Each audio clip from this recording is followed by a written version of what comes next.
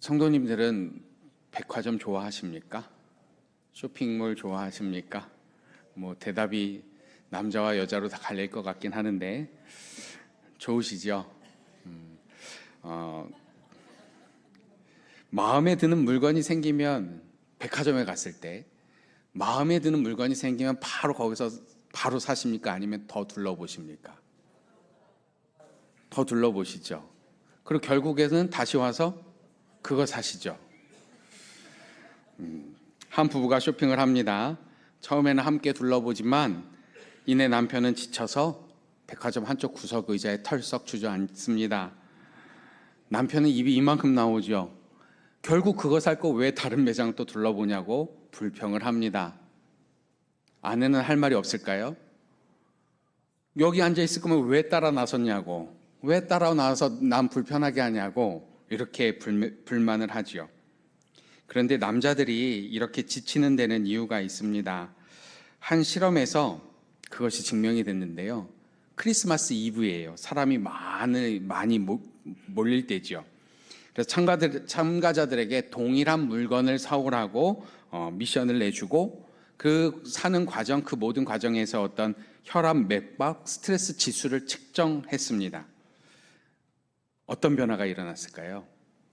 남성들은 시간이 지나면 지날수록 심장 박동이 빨라지고요, 혈압이 오릅니다.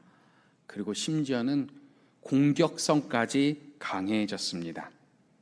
이렇게 이야기하면 그러려니 하시겠지만 이게 어떤 느낌이냐고 이제 그 연구자가 이렇게 이야기하는 거예요. 어떤 느낌인지. 그 스트레스 수치는, 쇼핑을 할 때 남성들이 받는 그 스트레스 수치는 사건 현장에 투입되는 경찰관이 느끼는, 아니면 전투기 조종사가 느끼는 정도의 스트레스 수치다라고 이야기합니다.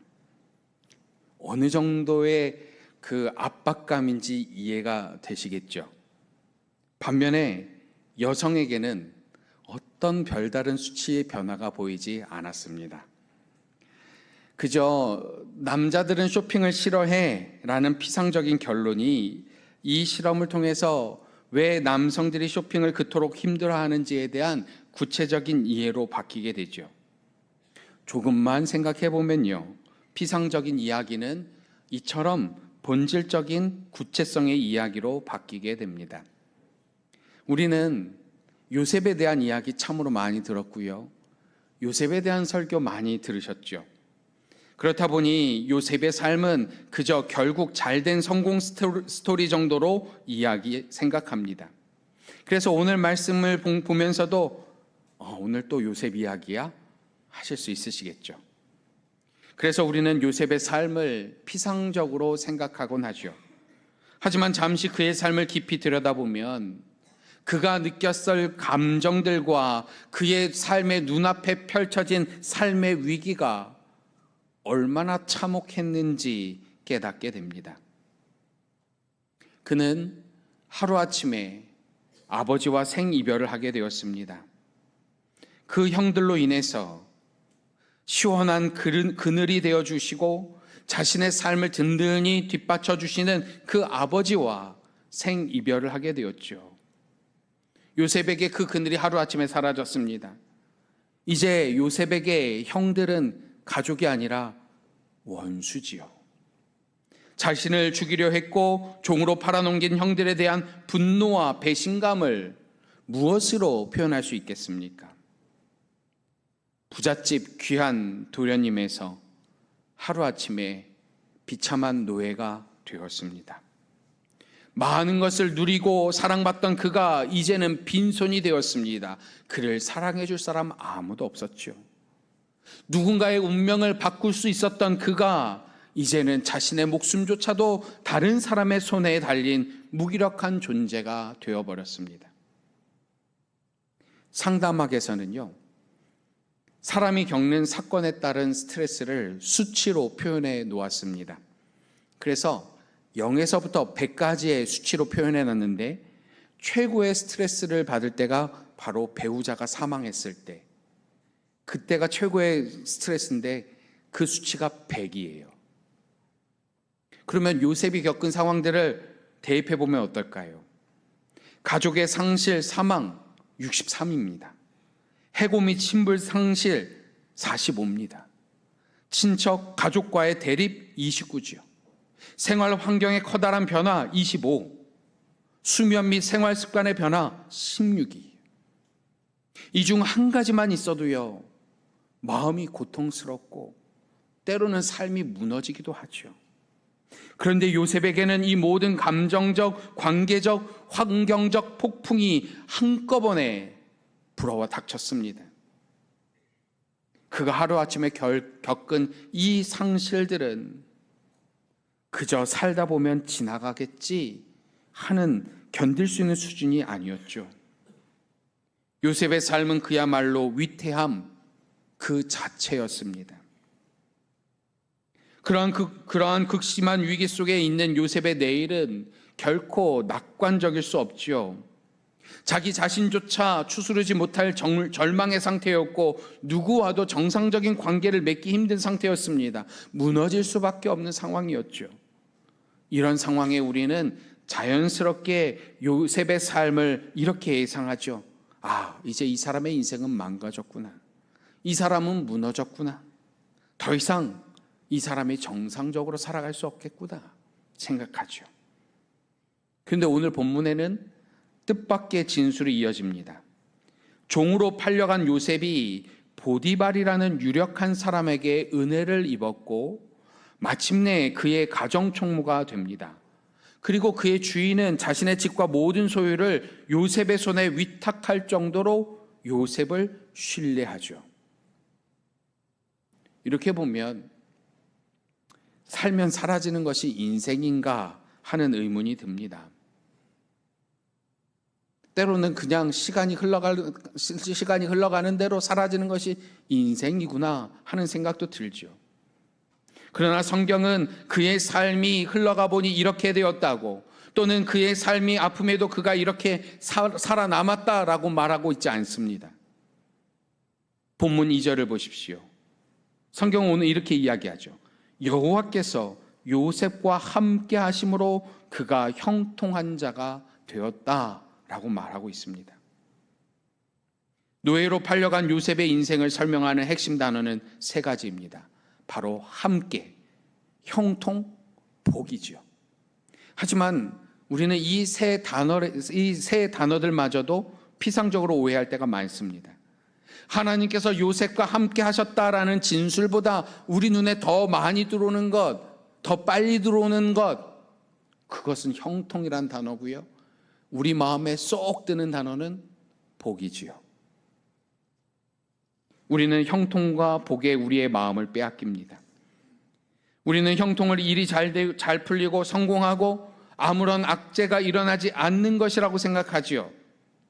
그리고 복은요, 원래부터 우리가 좋아했던 것이에요. 우리가 흔히 생각하는 형통은 세상 조건적인 형통입니다.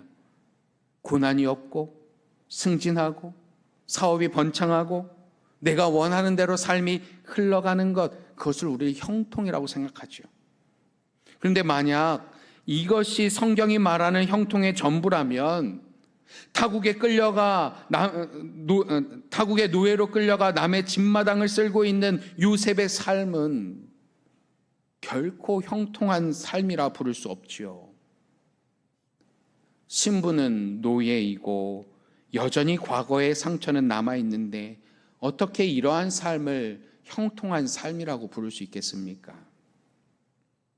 게다가 오늘 본문 말씀을 보면요, 마치 복과 형통이 같은 의미인 것처럼 보입니다.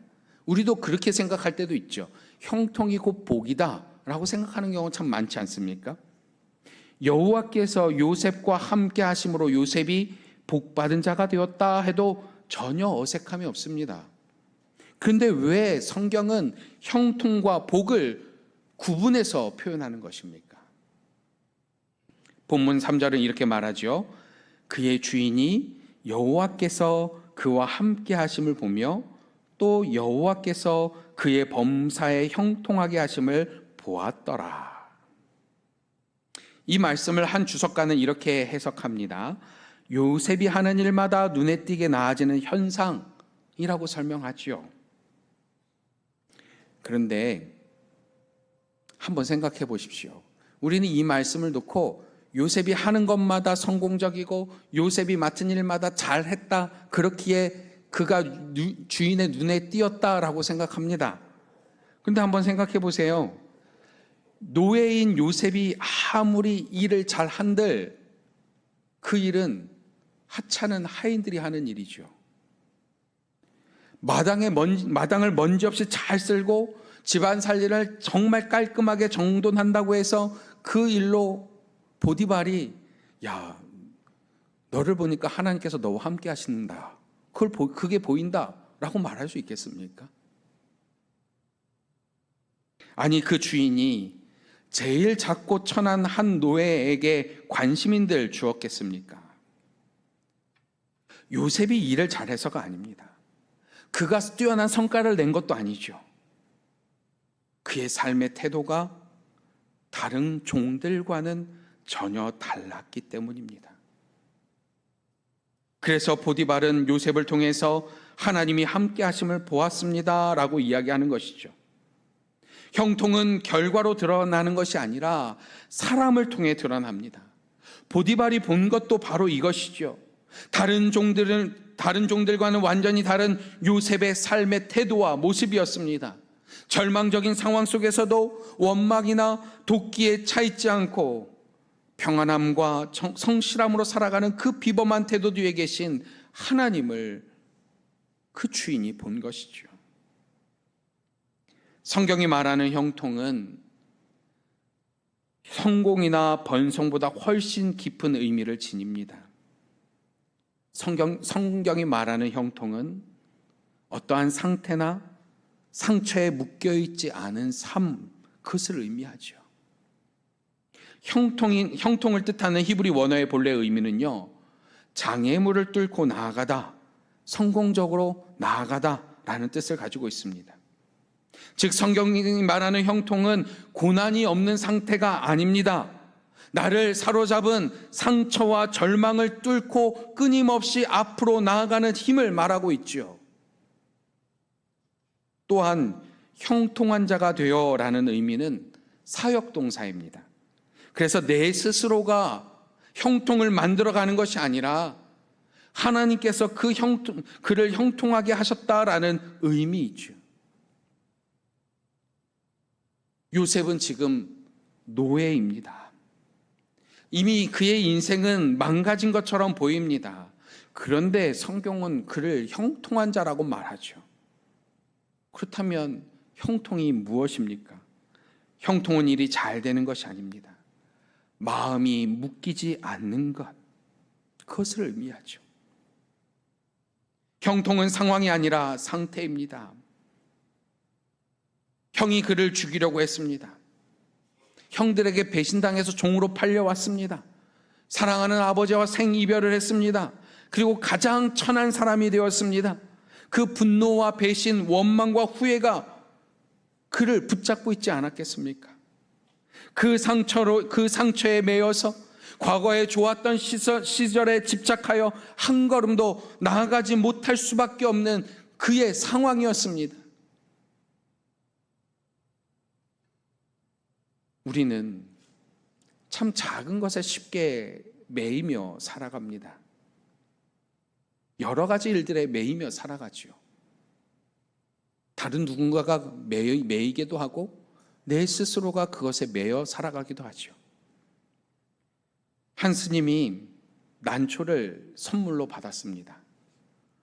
그 난초를 선물로 받아서 정성껏 돌봤습니다. 여름에 뜨거운 해가 뜨면 그 난초를 시원한 그늘 밑에 이렇게 옮겨주었습니다. 그리고 겨울에는요, 자신은 추워도 난초가 제일 좋아하는 온도에 맞춰서 그렇게 난초를 돌봤죠. 봄이면 이 난초가 꽃을 피워서 은은한 향기를 뿜어냈고 그 꽃은 참으로 아름다웠습니다. 찾아오는 손님마다 그 난을 보고 좋아했죠. 그러던 어느 날 스님이 외출한 사이에 비가 내렸습니다. 그 내리는 비를 보자마자 이 스님이 안절부절합니다. 막 몸둘 바를 몰라 합니다. 그리고 자신이 처리해야 할 일이고 뭐고 빨리 되돌아가고 싶은 마음뿐이었죠. 초조함을 넘어서 이제는 불안해지기 시작합니다. 왜냐하면 난초를 밖에서 안으로 들여놓고 왔어야 됐는데 그를 잊어버린 거예요. 그러니 난초가 하루 종일 비를 맞고 있을 생각을 하니 마음이 아픈 거죠. 집에 돌아와 보니 어떻게 됐겠습니까? 난초는 축 늘어져 있었습니다. 저녁도 먹는 둥 마는 둥 하면서 자신을 원망했습니다. 이 스님이 묶여 살았던 것이 무엇이었습니까? 난초였죠. 우리는 작은 것에 매일 수밖에 없습니다. 그런데 우리가 경험하는 감정과 후회, 좌절과 분노, 억울함, 그러한 것들에 얼마나 쉽게 얽매이겠습니까? 과연 그것에서 우리가 쉽게 벗어날 수 있겠습니까? 그런데 하나님께서는 요셉을 형통케 하셨습니다. 그가 매일 수밖에 없는 것들로부터 하나님께서는 자유케 하셨습니다. 요셉이 스스로의 힘으로 마음을 다 잡은 것이 아닙니다. 성경은 말하지요. 하나님께서 요셉과 함께 하셨다. 그래서 성경은요, 형통과 복을 구분하여 표현합니다. 성경은 세상의 것들이 아닌 하나님 손에 붙잡혀 있는 삶이 형통한 삶이라고 말하죠. 참으로 아이러니한 것은요, 우리가 형통한 삶을 살아가길 원합니다. 매인 것에서 자유하며 살아가길 원합니다. 그런데 형통한 삶을 원하면 원할수록 우리가 매여 있는 게 뭐예요? 성공, 소원, 성취, 거기에 매여 있다는 것이죠. 아무리 하는 일이 성공한들 무언가에 매여 있는 그것 때문에 꼼짝도 할 수 없다면 이것을 어떻게 형통한 삶이라고 말할 수 있겠습니까? 아무리 돈을 많이 쌓아둔다 하더라도 그 돈 하나에 벌벌 떨며 살아가는 삶, 그 삶을 형통한 삶이라고 말할 수 있겠습니까? 하나님께서는 요셉을 그의 슬픔과 좌절에서 건져내어서 새로운 삶을 살게 하셨습니다. 상한 감정에서 자유하여 삶의 기쁨을 누리게 하셨습니다. 어그러진 관계에 대한 두려움을 딛고 새로운 관계들을 맺어가게 하셨습니다. 다른 사람의 은혜를 인정하고 받아들일 수 있는 마음을 허락하셨습니다. 이렇게 매임에서 자유케 하시는 것, 그것을 성경은 형통이라고 부르죠. 우리가 잊지 말아야 할 것은 그 형통이 가져오는 결과입니다. 우리가 생각하는 형통의 결과는 나의 성공, 나의 소원, 성취, 나의 채움이지요. 그런데 요셉이 형통한 자가 되었을 때 나타난 결과는 그를 통해서 그의 주인 보디발이, 그의 집이 하나님의 복을 받게 된 것입니다. 우리는 나 자신이 복받기를 위해 형통한 자가 되기를 구합니다. 그러나 하나님은 형통한 한 사람을 통해서 하나님의 복이 세상으로 흘러가길 원하시죠. 하나님께서 아브라함에게 큰 민족을 이루고 복을 주어 복의 근원이 되게 하겠다 약속하셨던 그 언약이 상처에 묶이지 않는 요셉 한 사람을 통해서 보디발의 집에서 성취되고 있었고, 그 언약이 그 민족을 향하고 있었습니다.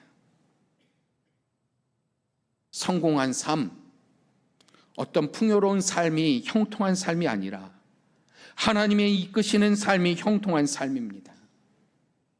요셉의 인생은 한때 형들의 손에 짓밟힌 것 같았고 이제는 보디발이라는 주인의 손에 매여 있는 것 같았습니다. 그러나 그의 인생은 언제나 하나님의 손에 들려 있었습니다. 하나님께서는 우리에게 예수 그리스도의 십자가라는 형통의 증거를 보여주셨습니다. 우리의 과거들이, 우리의 부정적인 감정들이, 죄와 실패가 우리를 묶고 있는 것들을 십자가로 자유케 하셨습니다. 우리는 예수 그리스도의 십자가를 통해서 형통한 자가 되었습니다. 우리가 지금 매여 있는 실패와 상처는 무엇입니까? 나를 주저앉히는 배신과 억울함 혹은 상처는 무엇입니까? 그 아픈 기억과 감정에 묶여 있다면 비록 내 삶이 풍족해진다 한들 그것은 참된 형통이라 할 수 없습니다.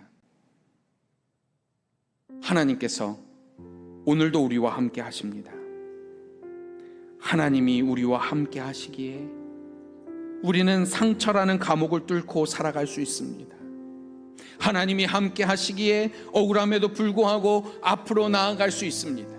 하나님께서 우리와 함께 하시기에 내 삶을 얽매고 있는 나쁜 기억과 억울함의 사슬에서 벗어나 자유를 누리게 됩니다. 이 한 주 나를 둘러싼 환경보다 더 크신 하나님을 바라보며 살아갑시다.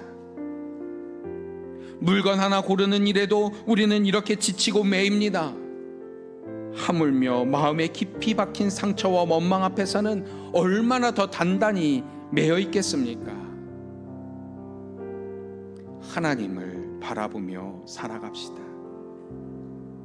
그래서 상처에 묶이지 않는 자유함을 누리고 나를 넘어 내 가족과 일터에 하나님의 복을 흘려보내는 진짜 형통한 자로 살아가는 우리 모두가 되어지길 하나님은 원하십니다. 이 시간 잠시 눈을 감고 오늘 주신 말씀을 통해서 다시금 우리들의 삶과 믿음을 돌이켜보길 원합니다. 내가 하나님께 구하는 형통한 삶은 어떤 삶입니까? 성경이 우리에게 말하는 형통한 삶은 무엇입니까? 지금 우리가 구해야 할 것은 무엇입니까?